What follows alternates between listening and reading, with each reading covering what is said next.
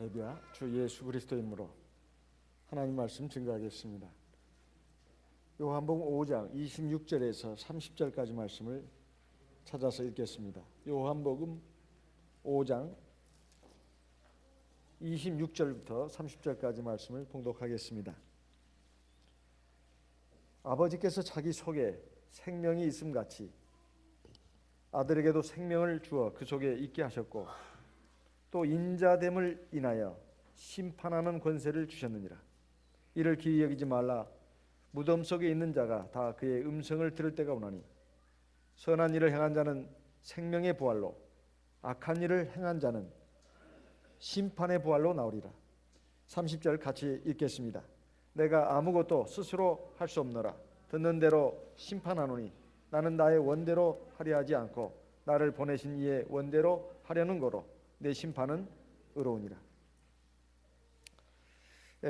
우리가 종종 하나님에 대해서 생각할 때 이런 생각이 들 때가 있습니다. 하나님이 과연 연약한 육신을 가진 우리 인생들의 고통, 아픔 이런 것을 다 아실까?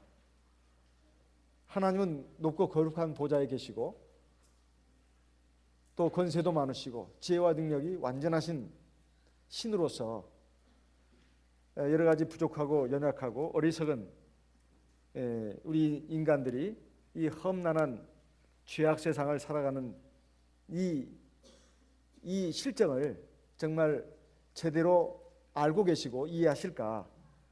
이런 그 생각이 들 때가 있습니다. 그런데 오늘 여기 주님의 말씀을 보게 되면 예수님께서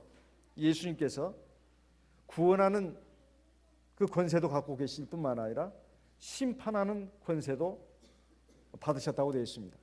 그런데 심판하는 권세가 어떻게 해서 주어졌는가? 그 근거를 여기에 밝혀놓고 있는데 바로 27절에 요한복음 5장 27절에 나오는 말씀이 또 인자됨을 인하여 심판하는 권세를 주셨느니라 이렇게 되어 있습니다.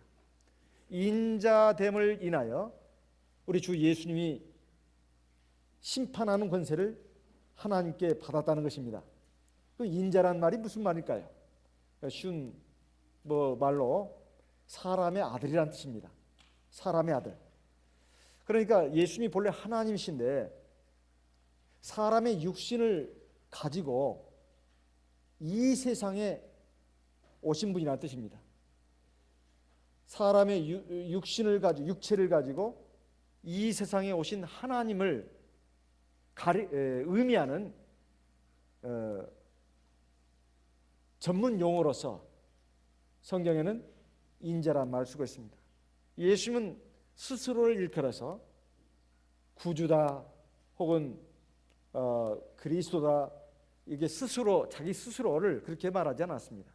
항상 예수님은 자기 자신을 인자라고 표현을 했다 이 말이에요. 아니 하나님이신데 이 세상에 있는 모든 사람들을 구원하기 위해서 오신 분으로서 하나님의 아들이신데 어떻게 자기 자신을 일컬어서 사람의 아들이라고 표현했냐 이 말입니다. 이것은 바로 하나님께서 사람의 육신을 가지고 이 세상에 오신 분이 틀림없다는 것입니다. 흔히 어떤 영지주의자들은 말하기를 예수님은 그저 영으로 오셨다는 거예요. 사람의 육신을 가지고 오셨다는 것은 환상에 불과하다는 것입니다. 그래서 사도교회 말기에 가서는 이런 영지주의자들이 최대 이단으로서 득세를 했습니다. 인간의 육체는 근본적으로 악하다는 것이죠.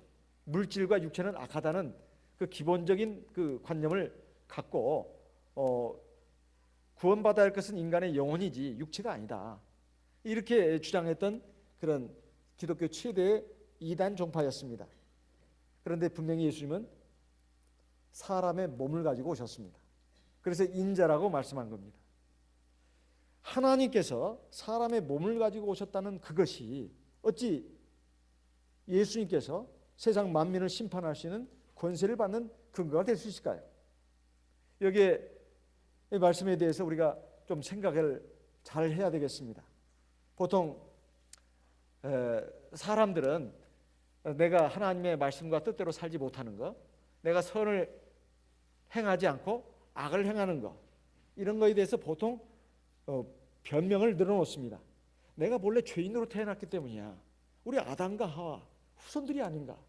죄의 유전인자를 가지고, 즉 원죄를 가지고 우리가 살아가는 존재인데 뭔 우리가 하나님의 말씀을 제대로 지킬 것이며, 그건 불가능한 일이야. 모두가 다 하나님의 은혜로 구원받는 것이고 우리는 믿기만 하면 구원하는 것이지. 그래가지고 이리저리 짬뽕해가지고 그냥 다 도매금으로 넘겨서 우리는 은혜로 구원받는 거야, 믿음으로 구원하는 거야.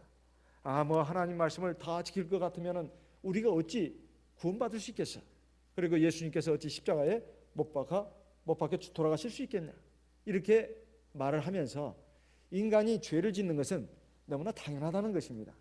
죄인으로 태어나서 죄인의 그 기질을 갖고 있기 때문에 인간은 자기 힘으로 하나님 말씀을 다 지킬 수 없다, 이렇게 말을 하는데, 일면 맞고 일면은 자기의 죄를 짓는 그것을 갖다가 합리화하는 방편으로 사용하기도 한다는 것입니다.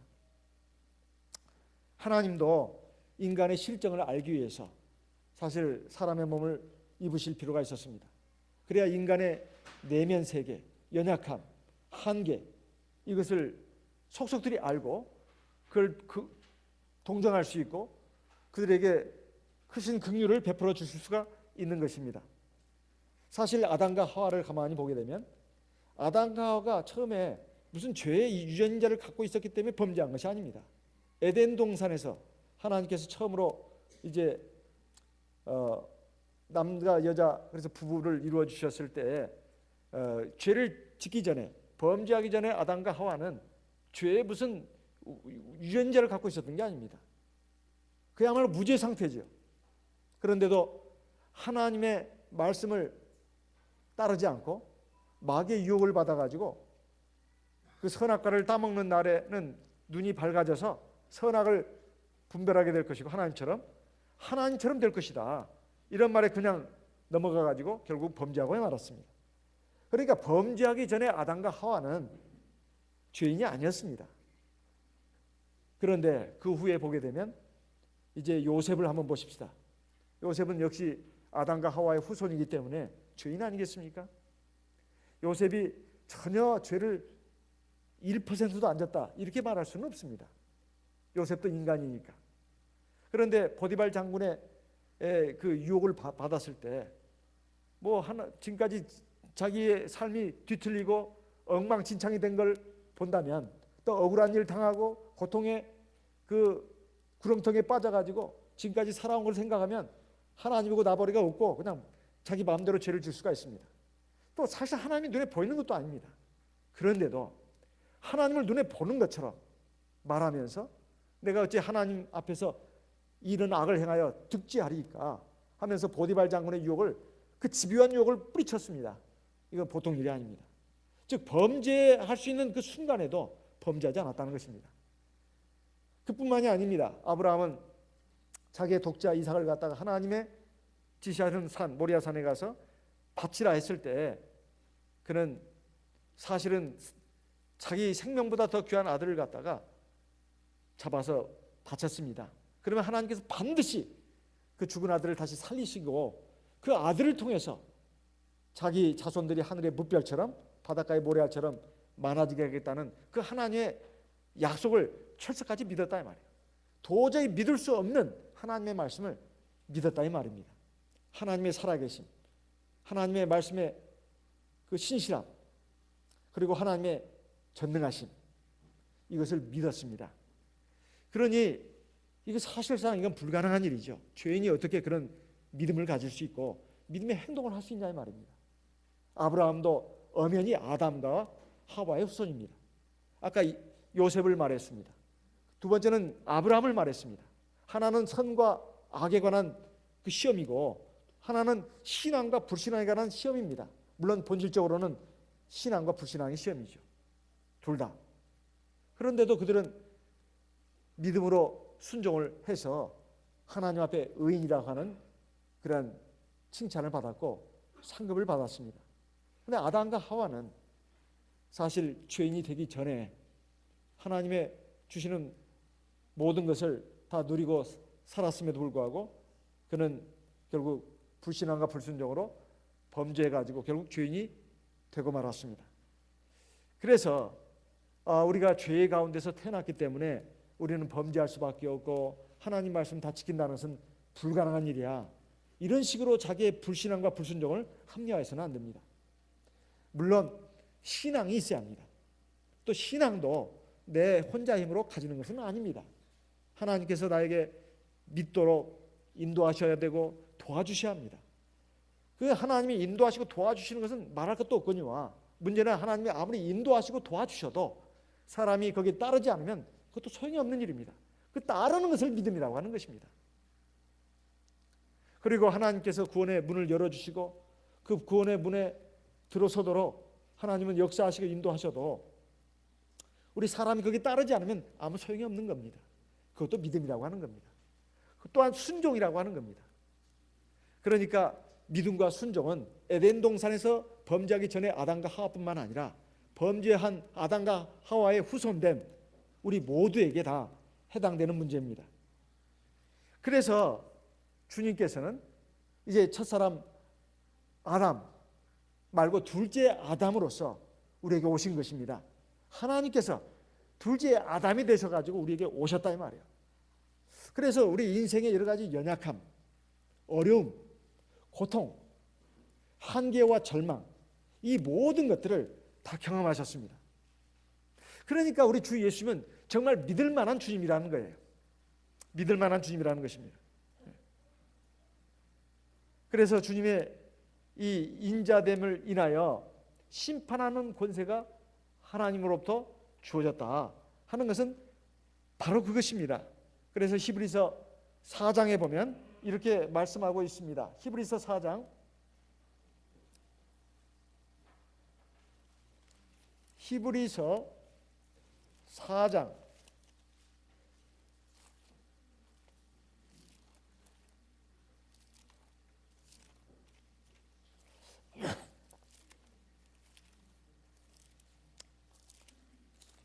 히브리서 4장 15절 히브리서 4장 15절 16절 같이 읽어보겠습니다. 우리에게 있는 대제사장은 우리 연약함을 체휼하지 아니하는 자가 아니요 모든 일에 우리와 한결같이 시험을 받은 자로 돼 죄는 없으시니라. 16절 그러므로 우리가 긍휼하심을 받고 때를 따라 돕는 은혜를 얻기 위하여 은혜의 보좌 앞에 담대히 나아갈 것이니라. 여기에 주님께서 우리 육체의 연약함을 다 경험했다 이렇게 말씀하고 있습니다. 특별히 모든 일에 우리와 한결같이 시험을 받은 자로 돼. 이 시험 가운데는 고난도 있습니다. 죄악의 유혹도 있고 죄의 유혹, 마귀의 시험도 있고 그리고 고난도 있습니다. 이런 모든 것을 다 받은 분이었다 이런 말이에요. 우리 주님인 하나님이시니까 그야말로 천사들이 늘 보호하고 지켜가지고 마귀가 얼씬도 못하고 그리고 어떠한 고난도 안 받으셨고 어떠한 어려움도 당하지 않으신 분이다. 이건 우리 사람의 생각입니다. 그런데 그 주님이 어떻게 하셨는가? 히브리서 5장에 보게 되면 7절부터 9절까지 말씀에 우리 주님에 대해서 잘 말씀하고 있습니다. 그는 육체에 계실 때에 자기를 죽음에서 능히 구원하실 이에게 심한 통곡과 눈물로 간구와 소원을 올렸고 그의 경외하심을 인하여 들으심을 얻었느니라. 예수는 분명히 하나님이십니다. 하나님의 본체시다 이 말이에요. 그런데 이 땅에 오실 때는 철저하게 하나님의 아들로 오셨습니다. 아니 하나님의 아들이라고 하는 것은 우리 사람이 어떻게 보면 그분에 대해서 객관적으로 신앙적으로 규정하는 바고 또 성경이 증언하는 바지만 본인 스스로는 인자라고 더 낮췄다 이 말이에요. 하나님의 아들도 아니고 사람의 아들로 더 낮춘 것입니다. 그러면 흉내만 내는 게 아닙니다. 실제로 사실상 인간의 연약함 이것을 그대로 갖고 계셨다 이 말이에요. 그래서 육체에 계실 때 나는 하나님이고 나는 하나님의 아들이니까 기도 안 해도 돼. 나는 능력 있는 사람이야. 하나님의 능력이 늘 나와 함께해. 근데 내가 뭐가 부족해서 하나님께 기도를 해? 말도 안 돼. 내가 나한테 기도하는 꼴인데. 그러면서 주님이 그렇게 하셨는가? 절대로 그러지 않았다는 겁니다.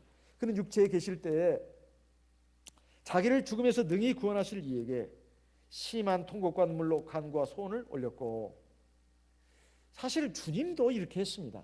그렇다면 우리는 어떻게 해야 되는가? 이거 우리에게 마땅히 본을 보여주신 것이죠. 사실 우리에게 본을 보여주시기 위해서 하신 건 아닙니다. 주님 자신이 몸소 친히 그렇게 하셨다는 겁니다. 그리고 그의 경외하심을 인하여 들으심을 얻었느니라.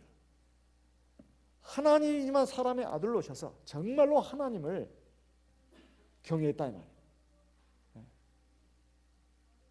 8절 9절에는 더 놀라운 말씀이 있습니다. 그가 아들이시라도, 하나님의 아들이라는 거죠. 하나님으로부터 온 분이라는 뜻입니다. 여기 하나님의 아들이라는 말은 우리 인간의 아들처럼 그렇게 생각하시면 안 됩니다.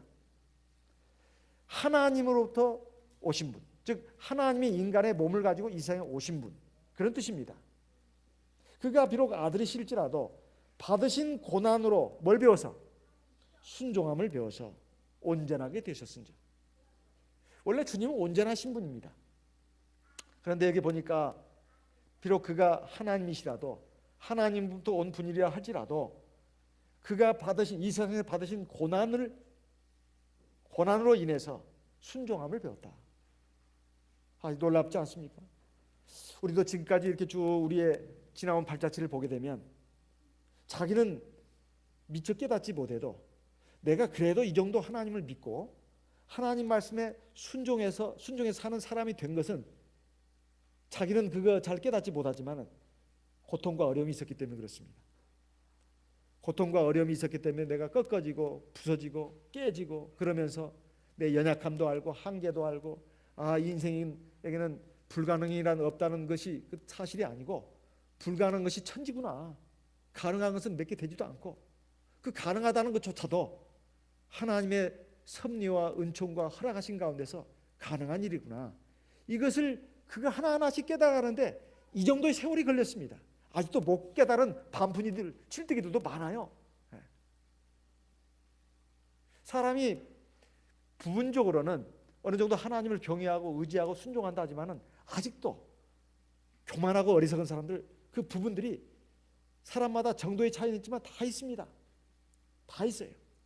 그것이 온전히 깨지고 부서지고 정말 100% 하나님을 경외하고 100% 하나님을 의지하고 100% 하나님께 순종하는 사람이 된다면 이제 합격입니다. 정말 하나님의 마음에 합한 사람이 되는 거죠. 그런데 예수님은 친히 몸소 고난을 통해서 순종함을 배웠다, 이렇게 말씀하고 있습니다. 보통 고난, 역경, 어려움 되면 사람은 낙심합니다. 절망합니다. 또는 시험에 들기도 해요.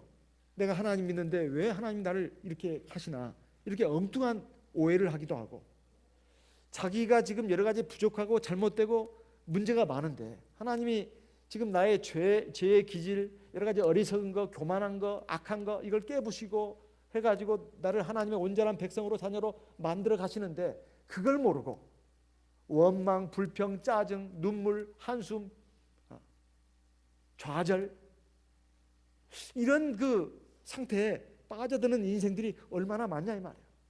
우리 성도들도. 그렇지만 우리 주님은 비록 아들이실지라도 받으신 고난으로 순종함을 배웠다, 이렇게 되어 있습니다. 그래서 9절에 보면 온전하게 되었은즉. 이건 정말 놀라운 일입니다. 사실은 우리를 위한 표현입니다. 주님께서도 다 고난을 받으셨다는 말이고, 온전하신 주님이 이 고난 때문에 온전해지셨다는 말이 아닙니다. 이 고난까지도 다 받으셨다는 거예요. 내가 하나님이 돼가지고서 이렇게 개고생을 해도 되는가, 이런 식으로 자기 회의에 빠지고 연민에 빠지고 내가 뭐 때문에 이런 생고생을 하나, 이런 빌어먹을 인생들을 위해서, 인간들을 위해서 아마 이런 생각도 했을 것이고, 이렇게 변덕이 죽을 듯 하는 이런 진실치 못한 인생들을 위해서 내가 왜 이 짓을 해야 되나, 그리고 나의 이 하나님의 권위에 맞지도 않아, 이렇게 생각하면서 그런 것이 아니었습니다. 철저하게 인간이 되셔가지고 오셨다 이 말이에요. 그래서 이 고난을 통해서 순종을 배웠다고 말씀하고 있습니다. 그 순종을 배워서 온전하게 됐다고 말하고 있다 이 말이에요.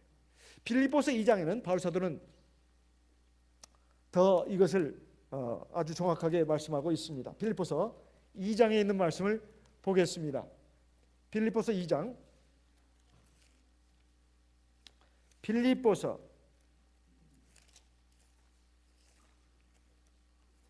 2장 5절부터 보겠습니다. 너희 안에 이 마음을 품으라. 곧 그리스도 예수의 마음이니. 6절 그는 근본 하나님의 본체시나 하나님과 동등됨을 취할 것으로 여기지 아니하시고. 7절 오히려 자기를 비어 종의 형체를 가져 사람들과 같이 되었고 사람의 모양으로 나타내셨으며 자기를 낮추시고. 첫째는 자기를 비웠다고 나옵니다. 자기를 비웠다는 게 뭘까? 보통 사람이 좀 마음 비워라, 마음 비워라 이런 말 많이 씁니다. 그것은 어떤 기대감, 욕심, 허영심 이걸 갖지 말라는 거죠. 그런데 여기 보면 주님께서 자기를 비웠다는 게 뭘까? 하나님의 자리를 완전히 벗어났다는 뜻입니다. 하나님의 지위, 권한, 위엄, 권세 이걸 다 내려놨다 이 말이에요. 정말로 사람으로 오셨다 이 말이에요. 그래가지고 사람의 모양으로 나타나셨고 자기를 낮추셨다. 즉 겸손입니다. 이건 완전한 겸손이죠. 철저한 겸손입니다. 두 번째는 죽기까지 복종하셨다. 순종입니다. 죽기까지 복종하셨다는 것은 모든 부분에 있어서 하나님 말씀에 순종을 했다는 말입니다. 그런데 그 십자가에 죽는 것까지는 이제 완전한 복종을 말하는 것이죠. 아까 주님께서 받으신 고난으로 인해서 순종함을 배워서 온전케 되셨다는 말씀이 나옵니다. 여기 10절에 보니까 19절 여기 빌립보서 2장 9절 10절에 보니까 이름으로 하나님이 그를 지극히 높여 모든 이름 위에 뛰어난 이름을 주사 하늘에 있는 자들과 땅에 있는 자들과 땅 아래에 있는 자들로 모든 무릎을 예수의 이름에 꿇게 하시고 11절 모든 입으로 예수 그리스도를 주라 시인하여 하나님 아버지께 영광을 돌리게 하셨느니라. 즉 예수님이 우리의 구주가 되신 그 근거를 이 바울 사도도 똑같이 말하고 있습니다. 첫째는 자기를 완전히 비웠다는 겁니다. 완전히 겸손하게 오셨다는 거예요. 사람의 모습으로. 두 번째는 철저한 순종입니다. 그렇게 되니까 하나님께서 지극히 그를 높여가지고 모든 사람들의 주가 되게 하셨다. 하나님이 되게 하셨다. 이렇게 말씀하고 있습니다. 사실은 이렇게까지 안 하셔도 우리 주 예수님은 하나님이시고 만민들 위해 마땅히 하나님으로 존경을 받으셔야 될 그런 분이십니다. 그런데도 왜 이런 표현을 썼냐 이 말이에요. 우리 하나님께서 친히 사람의 몸을 입으시고 철저하게 사람이 되셔가지고 이 세상에 오셔서 인생의 모든 고통, 어려움, 연약함 또는 유혹, 시험 이걸 다 겪으셨다는 것입니다. 그리고 그걸 다 이겨내셨다는 것입니다. 사람의 힘으로. 하나님의 힘으로 이겨낸 게 아니라 사람의 힘으로. 그것은 믿음과 순종입니다. 겸손함, 믿음, 겸손함, 순종. 그래서 철저히 순종해가지고 온전케 되셨다. 즉 정말로 우리 주 예수 그리스도는 이제는 거룩한 하나님의 나라에서 영으로만 계셔서 무천사들의 찬송과 존경과 경외함을 받는 그런 분으로만 끝나는 것이 아니라 정말 명실상부하게 우리 인생들이 다 진심으로 존경하고 경외하고 사랑하고 의지할 수 있는 그런 분이 됐다 이런 말입니다. 그것을 이렇게 표현한 것입니다. 그러면서 이 주님의 인자됨으로 인해서 심판하는 권세를 주셨다 하면서 우리 다시 요한복음 5장 28절 29절에 가서 보게 되면 이를 기이하게 여기지 말아라. 무덤 속에 있는 자가 다 그의 음성을 들을 때가 오나니 선한 일을 행한 자는 생명의 부활로 악한 일을 행한 자는 심판의 부활로 나오리라 이렇게 말씀했습니다.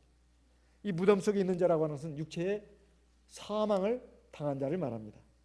반드시 이제 심판주 되시는 주 예수 그리스도의 음성을 들을 때가 올 것이다. 이거 미래에 그런 일이 일어난다는 것입니다.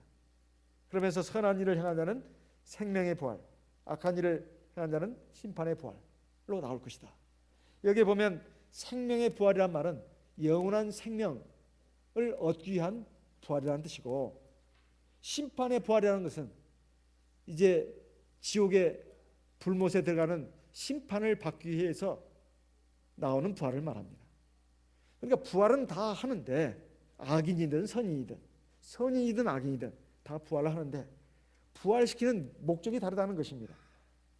그런데 앞에 선한 일을 행한 사람, 뒤에 악한 일을 행한 사람이라고 되어 있어요. 보통 믿음으로 구원을 얻는다, 행위는 필요 없다, 이렇게 보통 많은 교회에서 그렇게 말을 합니다. 하지만 믿음과 행위는 분리될 수 있는 게 아닙니다. 동전의 앞뒷면과 같은 거예요. 믿음이 있다면 당연히 하나님을 경외하고 하나님 말씀에 순종하게 되어 있습니다. 그것이 바로 선입니다. 믿음이 없다면 하나님 경외하지 않고 하나님 말씀에 순종하지 않게 되어 있습니다. 그게 악입니다. 성경에서 말하는 선이나 악은 이 세상 사람들이 흔히 말하는 그냥 단순히 하나님 믿는 것 상관없이 단순히 도덕적인 일, 착한 일, 그것만에 한정되는 게 아닙니다. 사실은 하나님이 인정하지 않는 도덕적인 일, 착한 일은 한계가 있습니다. 그것 가지고 인간이 구원받는 건 아닙니다. 하나님이 인정하시는 선, 이래야 완전한 선입니다. 그래서 하나님의 긍휼로 구원을 받고 죄악에서 구원을 받고 하나님의 백성이 된 사람들이 믿음으로 하나님의 성령을 의지해서 하나님 말씀에 순종해서 사는 그 삶이 바로 선한 삶입니다. 그 반대는 바로 악한 삶이다 이 말이에요. 이 사람들이 결국은 그 행위로 인해서 심판을 받고 구원을 받고 이렇게 된다, 이렇게 말씀하고 있습니다. 그런데 여기서 우리가 좀 알아야 될 것은 우리 사람들은 현재와 미래 사이에 끼인 존재다, 이렇게 올바른 인식을 가져야 되겠습니다. 사람이 현재와 미래 사이에 끼인 존재라, 이런 말은 참 어떻게 보면 생소한 말입니다. 사람은 현재를 살고 과거에 사는 것도 아니고 미래에 사는 것도 아니고 현재를 산다, 이런 말은 우리가 귀에 못이 박히도록 듣는 말입니다. 근데 사람은 현재와 미래 사이에서 산다, 이런 말은 아주 처음 듣는 말일 겁니다. 이 말은 사람이 현재를 미래보다 더 중시하게 되면, 미래를 중시하게 되면, 미래보다 현재를 더 중시하는 그런 삶을 살게 되면 하나님의 심판이 눈에 잘 보이지 않습니다. 그래서 현재 당하는 어떤 어려운 일, 그것이 바로 뭐 집 사는 문제라든가 직장 얻는 문제라든가 돈 버는 문제라든가 결혼 문제라든가 진학 문제라든가 뭐 이런 그 문제들, 이런 문제들은 다 이 현재 당면한 문제들입니다. 그것만 막 집중하고 그것만 또 바라고 나간다면 또 현재를 어떻게 즐겁게 살 것인가, 어떻게 쾌락을 즐기면서 살 것인가, 재미나게 살 것인가, 이것도 다 현재에 관한 일들입니다. 현재에 당하는 어려움 때문에 고통스러워하고 또 낙심하고 불안해하고, 이것도 현재일 뿐만 아니라 현재 겪는 즐거움, 기쁜 일, 이것 때문에 거기에서 그냥 도취돼 가지고 있는 것도 현재를 즐기는 삶입니다. 여기에 이 치우쳐져 있는 삶을 사는 사람들은 미래가 안 보인다 이 말이에요. 그는 하나님의 심판을 자꾸 잊어버립니다. 그런데 현재보다도 미래를 중시하면서 사는 사람은 하나님의 심판이 보입니다. 현재 아무리 고통스럽고 힘들어도, 현재 아무리 즐겁고 형통하고 평안해도 상관없이 현재보다도 곧 다가올 미래를 바라보면서 사는 사람은 하나님의 심판이 눈에 보인다 이 말이에요. 어떤 사람이 되어야 할 것인가? 하나님은 우리에게 현재보다는 미래를 내다보고 사는 사람이 되어야 된다, 이것을 성경 곳곳에서 우리에게 가르쳐주고 있습니다. 그렇다고 해서 현재를 무시하라는 말도 아니고 현재를 갖다가 아주 가볍게 여기라는 말도 아닙니다. 현재보다도 미래를 더 중시하는 사람이 되어야 한다 이 말이에요. 그래서 마태복음 25장에 보면 우리 성도들 두 부류로 해서 쭉 나눠놓고 있는데, 첫 번째 비유가 바로 기름 준비한 슬기로운 5처녀, 그리고 기름 준비하지 않은 어리석은 5처녀. 이 기름 준비한 그림 준비하라는 그 비유의 말씀을 가지고 우리를 교훈하고 있지 않습니까? 그 차이점이 뭐냐 하는 겁니다. 바로 기름을 준비했던 슬기로운 다섯 처녀는 신랑이 올 걸 알고 혼인잔치에 들어갈 것을 알고 기름을 준비했다는 겁니다. 잠을 자거나 또는 어디 나가서 놀거나 또는 뭐 그보다도 더 뭐 중요하지도 않은 그런 일들을 가지고 몰두해 가지고 기름을 준비하는 걸 갖다가 소홀히 여긴 그런 어리석은 다섯 처녀들은 그야말로 나중에 문이 닫히면서 슬피 울며 통곡을 했습니다. 구원받지 못한 성도들을 말하는 겁니다. 그렇지만 그 미래를 내다보면서 기름을 준비한 슬기로운 다섯 처녀들은 구원을 받았습니다. 주 예수님의 혼인잔치에 들어갔다 이 말이에요. 이것도 현재보다도 미래를 내다보면서 하는 인생이 되어야 된다는 것입니다. 사실 눈에 보이는 것은 잠깐이라는 겁니다. 우리가 가만히 생각해 보면 보통 저는 뭐 그런 드라마 많이 보지는 않았습니다만 사람들 얘기를 들어보면 뭐 타임머신을 타고 과거로 가거나 또는 미래로 가거나 그런 이야기들을 이제 드라마로 해가지고 만들어서 히트를 치기도 한답니다. 저 언젠가 남산에 가니까 어떤 중국의 화교 계통의 그 어떤 아가씨가 저 남산 타워를 향해서 도민준 뭐 그러더라고요. 누군가 했더니 별에서 온 그대랍니다. 도민준 그러고 나서 막 중국말로 떠드는데 막 웃고 깔깔거리고 웃는데 몇천 년 전에 태어났던 사람이 이 시대에 나타났다는 거죠. 그런 그 영화 그걸 보면서 우리가 어떤 생각을 하게 되냐면 사실은 사람은 시간 속에 존재하는 시간 속에 살아가는 존재다 이걸 알 수가 있습니다. 사실 이 현재라는 시간도 금방만 지나갑니다. 시간이 있기 때문에 내가 존재하는 것입니다. 그래서 어떤 위기 상황이 닥치면 갑자기 그냥 과거로 그냥 타임머신 타고 도망가 버려요. 그러면 칼이 날아오다가도 총알이 날아옵니다. 그 순간 자기는 타임머신을 타고 과거로 돌아가요. 또는 미래로 가버립니다. 그럼 자기가 살아있어요. 총알은 그냥 비껴가죠. 그 현재라는 시간에 다 당면한 일들이다 이 말이에요. 총알이든 칼날이든 화살이든 타임머신을 타고 과거로 또는 미래로 순간 이동을 하는 것이죠. 이 말은 사실은 그건 거의 불가능한 일이죠. 하지만 그것이 우리에게 시사주는 이야기의 초점은 뭐냐면 사람은 결국은 시간 속에서 사는 존재라는 것입니다. 그 말은 결국 지금 내 앞에 닥쳐오는 현재라는 시간은 날아가는 화살처럼 또 흘러가는 강물처럼 쏜살같이 지나갑니다. 그리고 결국은 이제 영원한 미래 속으로 들어가게 되는 그 순간이 온다는 것입니다. 그것을 내다봐야 된다 이 말이에요. 근데 미래는 눈에 보이지 않습니다. 과거는 이미 우리 기억에 그 언덕에 지금 아련히 남아 있습니다. 미래는 아직 닥쳐오지 않은 일이에요. 하지만 우리에게 닥쳐올 그 영원한 미래가 진짜 우리가 살아야 될 영원한 시간입니다. 그것은 반드시 온다는 거예요. 그래서 로마서 8장 24절 25절에 보면 눈에 보이는 것이 이것이 영원한 것이 아니다. 눈에 보이지 않는 미래가 영원한 것이라고 말하고 있습니다. 로마서 8장 24절 25절 말씀을 보겠습니다. 로마서 8장 24절 25절 같이 읽어보겠습니다. 로마서 8장 24절 25절 우리가 소망으로 구원을 얻었음에 보이는 소망이 아니니 보는 것을 누가 바라리요. 만일 우리가 보지 못하는 것을 바라면 참음으로 기다릴지니라. 이거 참 이 말씀은 우리가 늘 그냥 스치듯이 많이 지나가는 말씀입니다. 우리가 소망으로 구원을 얻었으며 소망으로 믿음으로 구원을 얻었다는 말 많이 씁니다. 그런데 여기 보니까 소망으로 구원을 얻었다고 되어 있네요.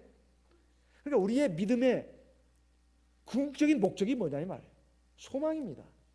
어떤 소망이요? 저 영원한 천국, 영원 천국, 하늘나라에 들어가는 것이 우리가 믿는 목적입니다. 우리가 믿는 목적이에요. 그런데 우리가 이렇게 하나님을 믿는 목적이 바로 이것인데도 불구하고 또 그 소망 때문에 우리가 천국에 대한 소망 때문에 우리가 지금 구원을 받았는데도 불구하고 보이는 것을 갖다가 자꾸 추구하고 거기에 집착해가지고 욕심을 부리고 나아가는 인생이라면 정말 불쌍합니다. 이 세상 왕후 장상도 그리고 세계적인 재벌이 됐다 하더라도 그 사람이 죽으면 그냥 옷 한 벌, 그것도 수의입니다. 죽는 사람이 입는 옷을 수의라고 하잖아요. 그리고 관에 들어가서 결국은 땅에 묻히게 되어 있습니다. 불 속에 들어가서 화장을 해서 나고 나면 한 줌에 정말 뼈가루만 남습니다. 흙 속에 묻히더라도 마찬가지입니다. 결국 세월이 흐르고 보면 이제 한 줌의 흙으로 남아요. 그런데 왜 우리가 이 세상에 대해서 그렇게 집착을 하고 욕심을 하고 욕심을 부리고 거기에 몰두해가지고 살아가느냐 이 말이에요. 현재를 사는 것은 미래를 내다보면서 사는 것입니다. 그래서 신앙을 가진 사람은 미래를 통해서 현재를 봅니다. 미래를 통해서 현재를 보는 삶을 사는 것이 신앙입니다 이 말이에요. 그런데 어리석은 사람들은 현재를 가지고 미래를 봅니다. 지금 내가 아주 행복하고 즐겁고 모든 것이 순조롭습니다. 그러면 앞으로 계속 그럴 것처럼 생각하고 착각을 한다 이 말이에요. 과연 그럴까요? 기쁨도 그렇게 오래가지 않습니다. 기쁨 가운데는 이미 슬픔과 고통을 그 씨앗을 담고 있어요. 그리고 지금 현재 괴롭고 슬프고 너무 막 살고 싶지 않습니다. 그렇다 해서 인생을 종치할까요? 그것도 오래가지 않습니다. 기쁨이든 슬픔이든 즐거움이든 괴로움이든 그것이 영원한 게 아니다 이 말이에요. 눈앞에 있는 것은 다 지나가는 것들입니다. 지나가는 것들이에요. 그걸 가지고 지금 현재 괴롭고 힘든 사람들은 내 인생의 앞날도 계속 그러리라고 생각한다 이 말이에요. 그것이 영원히 계속될처럼 생각합니다. 그럴까요? 그러면 거지 나사로가 부자의 문간방에서 그렇게 살 수 있었을까요? 세상에 그보다 더 비참한 사람이 어디가 있습니까?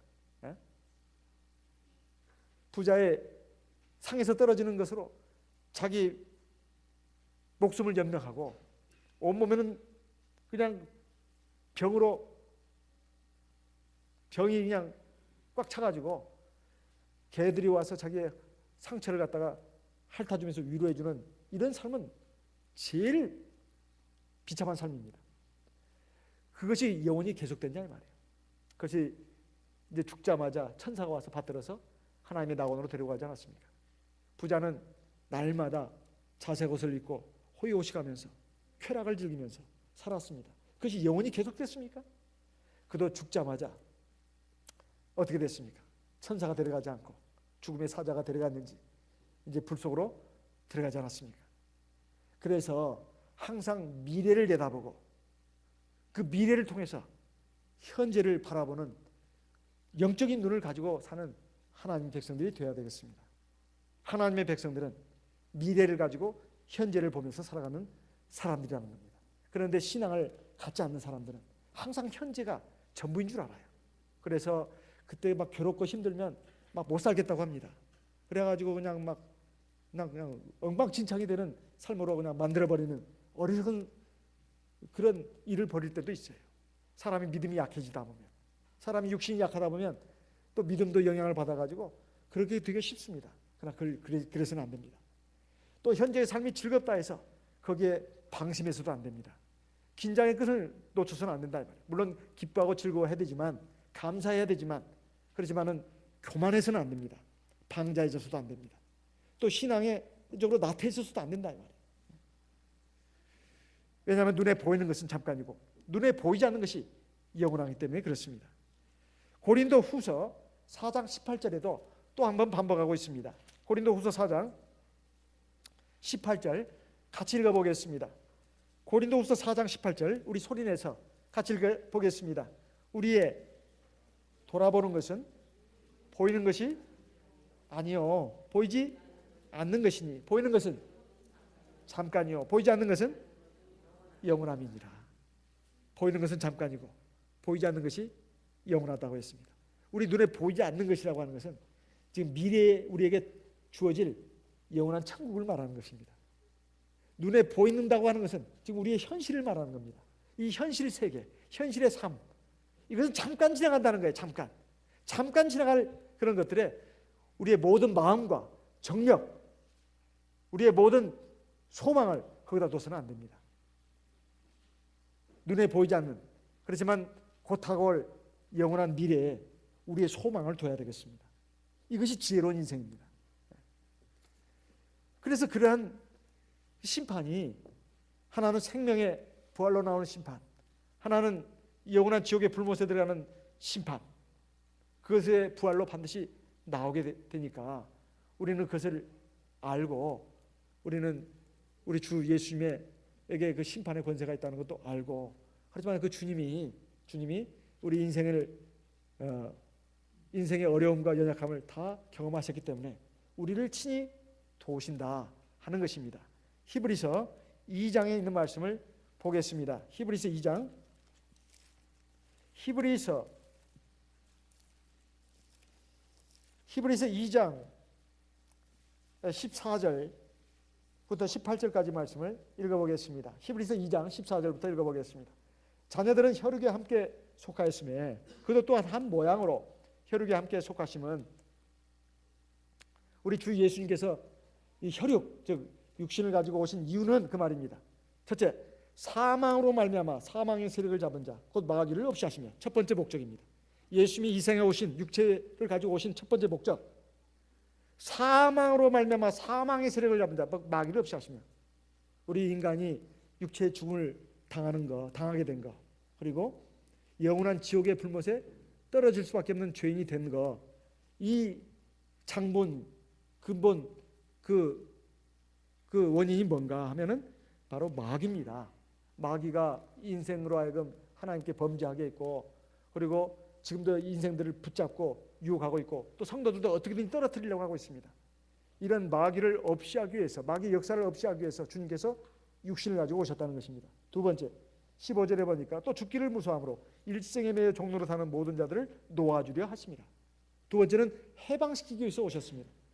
즉 죽는 것이 두려워서, 나는 살고 싶어, 죽고 싶지 않아, 그래가지고 막 죽음 자체를 두려워가지고 어떻게든지 아둥바둥 살아보겠다고 그냥 이 삶 자체, 육체의 삶 자체만 막 몰두하면서 거기에 얽매여가지고 종처럼 사는 이 가련한 인생들을 해방시켜주기 위해서, 어떻게?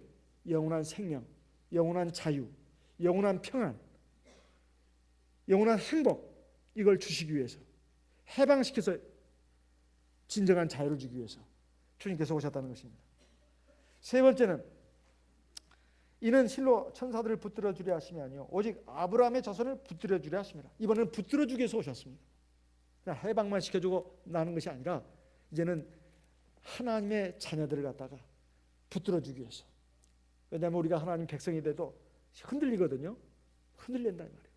그리고 쓰러지고 때로 아프기도 하고 넘어지기도 하고, 붙들어 주기 위해서 주님께서 친히 육신을 가지고 이 세상에 오셨다는 것입니다. 그 다음 17절에 보면 그러므로 제가 범사의 형제들과 같이 되심이 마땅하도다. 이는 하나님의 일에 자비하고 충성된 대제사장이 되어 백성의 죄를 구속하려 하십니다. 하나님의 백성이 돼도 우리가 육신이 약하고 믿음이 부족하고 불완전하기 때문에 죄를 질 수밖에 없습니다. 그럼 하나님 백성들의 죄는 어떻게 해결해야 되냐 이 말이에요. 역시 세상 사람들은 그렇게 할 수 없습니다. 세상 죄인들은 아직 하나님 백성이 안 됐으니까. 하나님의 백성들이 죄를 짓게 될 경우에 대제사장이 있습니다. 그 대제사장에게 이제 자기 죄 문제를 해결해 달라고 양이나 소나 끌고 오면 이제 거기서 안수하고 목을 쳐서 피를 받아가지고 번제단에 혹은 지성소에 안에 속죄수에다가 뿌립니다. 그럼 하나님께서 그 피를 보시고 하나님 백성들의 죄를 사하여 주신다 이 말이에요. 얼마나 감사합니까? 18절 또 마지막으로, 자기가 시험을 받아 고난을 당하셨은즉 시험 받는 자들을 능히 도우시느니라. 하나님의 백성을 또 도와주시기 위해서 이렇게 우리 주님께서 이 상에 오셨다는 것입니다. 첫째는 마귀를 없이 하기 위해서, 마귀 역사를 없이 하기 위해서, 제압하기 위해서. 두 번째는 일생에 매여 종로로 사는 모든 사람들을 해방시키기 위해서. 세 번째는 하나님의 백성들을 붙들어 주기 위해서. 네 번째는 하나님의 백성들의 죄를 구속하기 위해서. 다섯 번째는 이 세상에서 시험받는 하나님의 백성들을 능히 도와주시기 위해서 오셨다는 거예요. 얼마나 감사합니까? 그러니까 주님은 우리의 구원주가 되시기에 하나도 모자람이 없고 또 심판주가 되시기에도 하나도 모자람이 없습니다. 정말 주님이야말로 만민의 구주가 되시고 만민의 심판주가 되시기에 아무런 하자가 없다 이 말이에요. 이것이 없었다면 하나님 너무하십니다. 하나님은 우리 인생들의 어려움 고통을 모르시잖아요. 한번 살아보셨어요? 우리처럼 인간의 육신을 가지고 한번 살아보셨냐 이 말이에요. 하나님도 우리가 따지고 들 수도 있습니다. 근데 우리는 따질 수가 없어요.